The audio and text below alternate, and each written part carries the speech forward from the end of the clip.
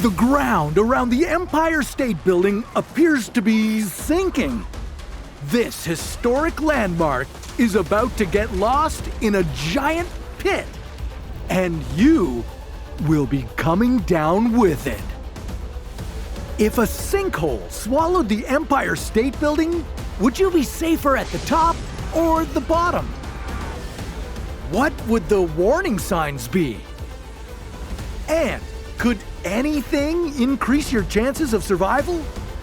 This is What If, and here's what would happen if the Empire State Building was swallowed by a sinkhole. Okay, sinkholes don't open up all that often, but sometimes Earth's subsurface rock dissolves, creating underground spaces and caverns. Slowly but surely, the hole continues to grow in size. If these caverns get big enough, the ground gives way, sinking everything that was on it. These trapdoors of nature exist all over the globe, and they can be as shallow as 0.3 of a meter or as deep as 30 meters. It would take an enormous sinkhole to swallow the Empire State Building, and our planet has just the right spot for the task. So, how big would an abyss need to be to consume this iconic building? The Empire State Building measures 381 meters. It'll take you almost 2,000 steps to climb it. The building runs from 33rd to 34th Street beside 5th Avenue and holds a workforce of about 15,000 people. Add to that its many visitors. On average, approximately 11,000 go through its doors each day. So, only an extraordinarily massive pit would be able to consume all of this skyscraper.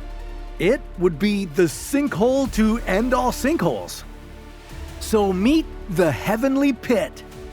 Located in China, it's the world's deepest sinkhole at 537 meters wide and around 650 meters deep. It's so huge that if we built the Empire State Building inside the pit, there would still be about 270 meters from the top of the building to the edge of the sinkhole. So let's say a sinkhole just like it formed in Manhattan. And since all great things should have great names, let's name this one the Infernal Pit. Now, before the devastating collapse, New Yorkers would notice strange things happening around the Empire State Building. Doors would start jamming. Outside, the trees would tilt toward the ground. Fresh cracks would spread on the building's base and the area around it. If you were enjoying the view from the observation deck on the 102nd floor, you'd be at the wrong place at the wrong time. Down on the street, people would hear a muffled explosion, followed by violent snapping and cracking noises. They'd try to run away, but it would be too late. In an instant, the ground would fall into a colossal void. The Empire State Building would plummet right into the sinkhole, taking you and about 16,000 others with it.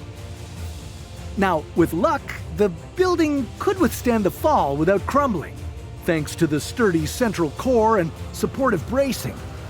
On the other hand, most of its 6,500 windows would be demolished. As much as you'd want to see what was happening, you'd better stay away from the windows, unless you want to get slashed and bleed out. But those flying shards of glass would be the least of your troubles. People at the bottom of the Empire State Building would freefall for a staggering 650 meters, the entire depth of the sinkhole. In contrast, you and others at the very top would drop about 270 meters. That's a big difference, but sadly, the odds of surviving would still be against you. You know, just falling from 3 meters could fracture your spine, and 90% of people who fall for 7 stories die. If you fell from the 102nd floor, well, as a famous man once said, it's not the fall that kills you, it's the sudden stop at the end. It's the landing.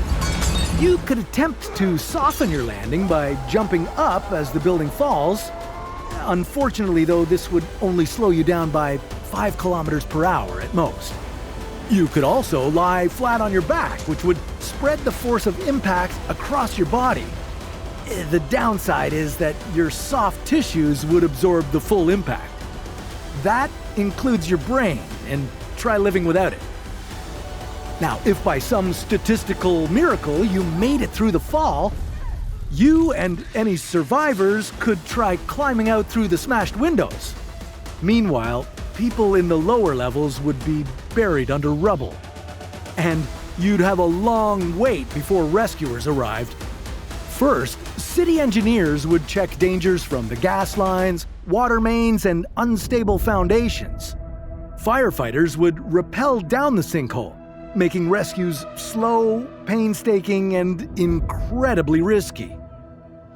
Now, thankfully, it's nearly impossible that this New York City landmark would face such a calamity. Maybe its destruction wouldn't come from below, but from above, in the form of a mega tsunami. But that's a story for another What If.